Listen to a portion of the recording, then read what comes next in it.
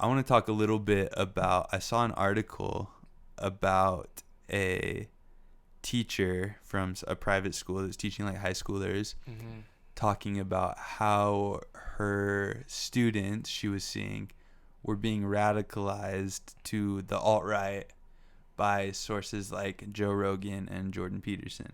What are your thoughts on that? Okay, so I'm a Democrat, but if Joe Rogan and Jordan Peterson are alt-right, then I am very alt-right. Like, don't sound like that. well, yeah, that's weird to me. Like, if you think, you must be so out of touch with reality to think that Joe Rogan and Jordan Peterson are alt-right.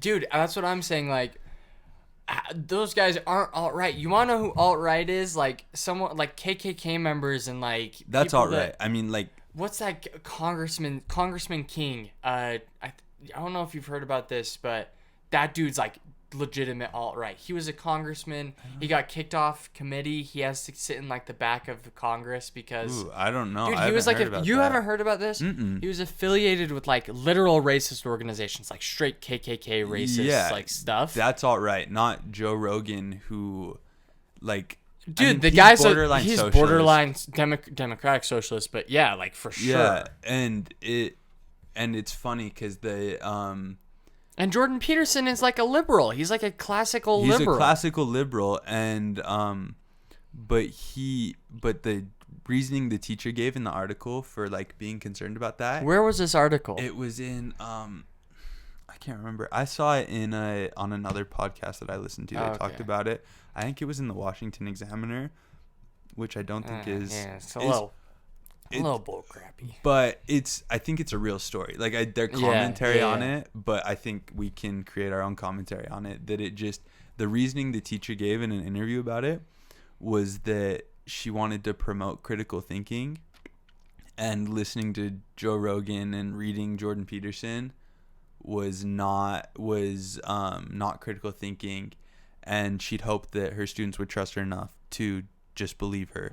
Dude, that is authoritarianism. That's like the opposite of critical thinking. Dude, that's like just sit down and obey. Just do what I listen, say, don't explore. or you're a racist. And this is what has always driven me crazy about the Democratic Party is like the lack of critical thinking. Because she's not alone. That teacher's not alone. Oh no, the Democratic Party is shifting that direction where you're gonna sit down and you're gonna obey. And if you don't obey, you're going to be canceled and you're going to be called a racist and you're never going to be able to get a job. You're never going to be able to show your face in public again. You can go ahead and delete all your social media accounts because we're going to make sure those tech companies ban you. Yeah. Like, these are all things that are happening.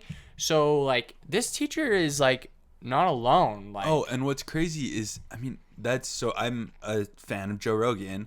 Yeah. Mostly because he talks to everyone. Yeah. Like, he doesn't just isolate himself to one side of the political spectrum. He talks to everybody. So I think there's so much value in discourse and listening to people and getting their views, even if you don't specifically agree with them. And there's definitely ideologies that are beyond the pale that you shouldn't really be courting or giving a platform. But I don't think Joe Rogan, for the most part, has done that ever. So to claim that he's alt-right there's no knowledge. The bar is so low. There's obviously this teacher has never listened to Joe Rogan. Yeah. She's just read the articles about, Joe Rogan had Ben Shapiro on his show. He had Alex Jones on his show.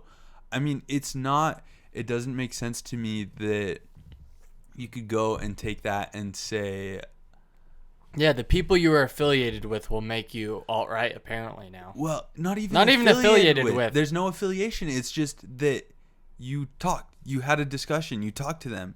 And I've seen, that's happened so much that, Joe Rogan got huge backlash for the people that he's talked to.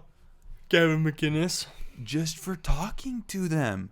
He even comes down like hard against, like, he'll grill people that he disagrees with about stuff that he doesn't agree with, and he just gets blasted by media. And I don't think, it's not, like you were saying earlier, it's not unique. I think that's so much more common than you could make the argument that it's this small portion of people that do it. No, it's not. It's large, and it's large enough that people having serious like it's having a serious impact on their lives. Mm-hmm. The Washington Post